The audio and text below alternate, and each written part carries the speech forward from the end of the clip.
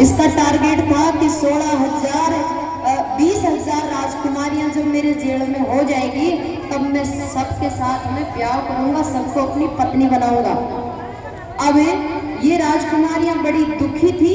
इनको पता चला कि श्रीमन नारायण इस समय धराधाम पर प्रकट है द्वारिकाधीश के रूप में, और धरती का कोई राजा महाराजा इन लड़कियों की सहायता नहीं कर पाया था। 16,100 लड़कियां एक आतंकवादी के जेल में बंद है, और वो आतंकवादी उनको बहुत सताता है।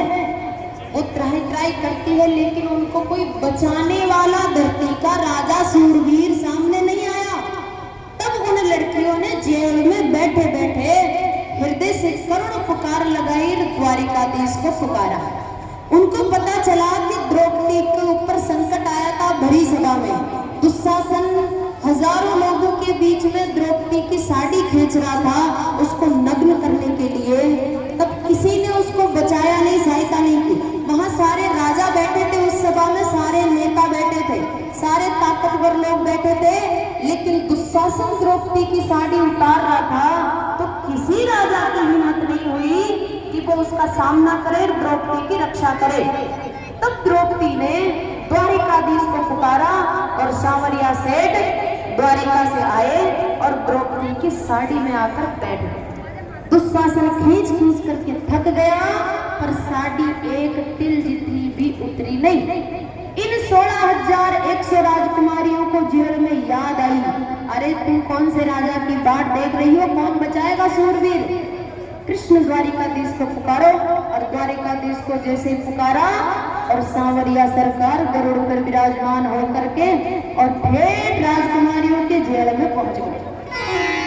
जाकर के उस भौमासुर नाम के राक्षस का वध किया और समस्त राजकुमारियों से मुक्त करके बोले कि देवियों सब अपने घर जाओ, अपने माँ बाप के पास जाओ, तुम स्वतंत्र हो, अब तुमको सताने वाला राक्षस मारा गया। तो राजकुमारियां कहती है कि महाराज यहाँ से तो हम मुक्त हो गए, लेकिन हम कहाँ जाए, हमारे लिए घर नहीं है। और घर नहीं है तो भगवान कह रहे हैं तो अपने वर के पास जाओ, आपके पतियों के पास जाओ। बोले हम कुंवारी हैं, ब्याह नहीं हुआ। तो बोले जाके ब्याह कर लेना, अपना घर बसा लेना। राजकुमारियां कहती महाराज हमारे साथ कोई घर नहीं बसाएगा। क्यों? क्योंकि हम इतने साल इस राक्षसी आतंकवादी के जेल में बंद रही है। इसलिए क्षत्रिय समाज का एक नियम है कि एक लड़की का अपहरण कोई कर लेता है तो दूसरा व्यक्ति उसके साथ में ब्याह नहीं करता। इसलिए कोई भी धरती का व्यक्ति हमारे साथ में ब्याह नहीं करेगा, तो हमारा घर तो बसेगा नहीं। और राज परिवार की यह भी मर्यादा है कि पुनः घर जाएंगी तो घर वाले भी हमको रखेंगे नहीं, क्योंकि घर जाएंगे ना तो सब लोग कहेंगे वो उसकी बेटी है ना, ये देखो वो आतंकवादी इसको उठा के ले गया था, उसके पास रह के आई थी, यही है उसकी बेटी। इसलिए घर वाले भी नहीं रखेंगे और कोई लड़का भी ब्याह नहीं करेगा। और इस जेल में पड़ी थी, आपने मुक्त करा दिया, तो अब हम तो या तो जहर खा के मरेंगे, या पंखा पे लटक के मरेंगे, या कुआं में पड़ के मरेंगे। कृष्ण भगवान को दया आई। श्री कृष्ण भगवान ने इतने सारे ब्याह क्यों किए? क्योंकि संसार में कोई लोग जब गलत आचरण करते हैं और उनको जब कोई अच्छे लोग समझाते हैं कि आप ऐसा क्यों कर रहे हैं, तो वो कहते हैं कृष्ण भगवान ने भी तो 16,108 ब्याह किए थे। तो कृष्ण भगवान ने क्यों किए हैं पहले तो ये समझ लो। और ये जिनके साथ ब्याह किया है वो कौन है? ये वेद में 1 लाख मंत्र है, 1 लाख में से 80,000 मंत्र तो कर्मकांड के हैं, कर्मकांड के, और 4,000 मंत्र है ब्रह्म ज्ञान के, और 16,000 मंत्र है भक्ति के। तो ये जो 16,000 लड़कियां हैं ये वेद के 16,000 मंत्र ही है, जो परमात्मा को प्राप्त करने के लिए, नारायण को पति रूप में पाने के लिए ये राजकुमारियां बन करके जन्म धारण करी है।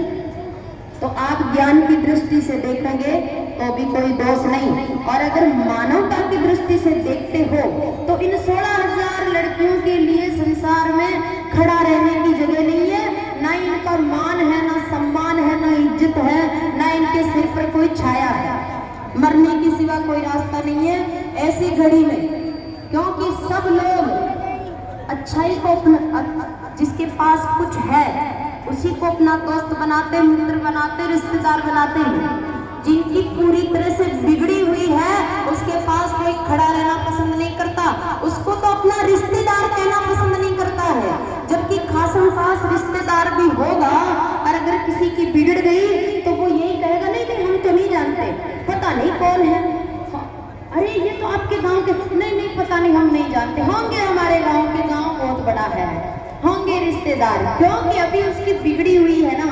लेकिन जब सुधरने लगती है तो फिर सारी दुनिया आकर पास खड़ी हो जाती है, कहते हैं हमारे हमारे हमारे हैं हमारे हैं। तो यहाँ इन राजकुमारियों की बिगड़ गई, इनको कोई रोटी देने वाला नहीं, कोई हेल्प करने वाला नहीं। परमात्मा श्री कृष्ण ने देखा कि क्या ये 16,000 लड़कियां बेचारी आत्महत्या करके मर जाएंगी।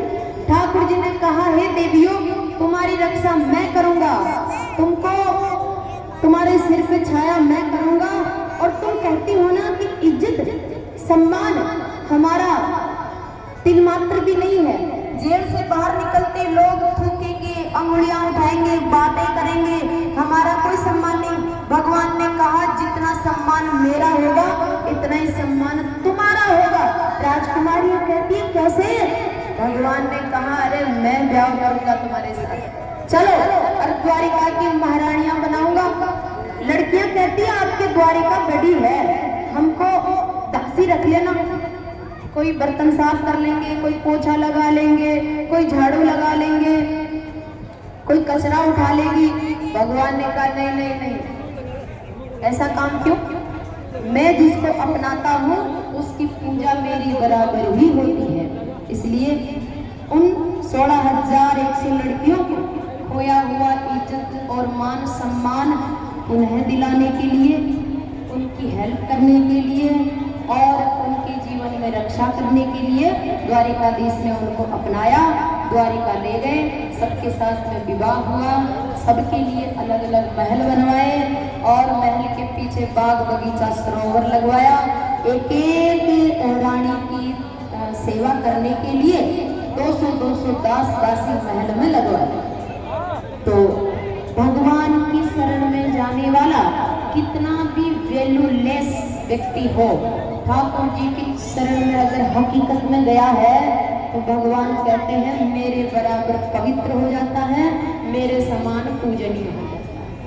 अब बताओ इतना दयालु कौन होगा? राजकुमारियां प्रसन्न होकर भगवान की जय जयकार करती हैं और कहती है थारी चाकरी में, थारी चाकरी में चूक कोने राखो मारा सांवरिया, राखो मारा सांवरिया, चाकर मन राखो जी।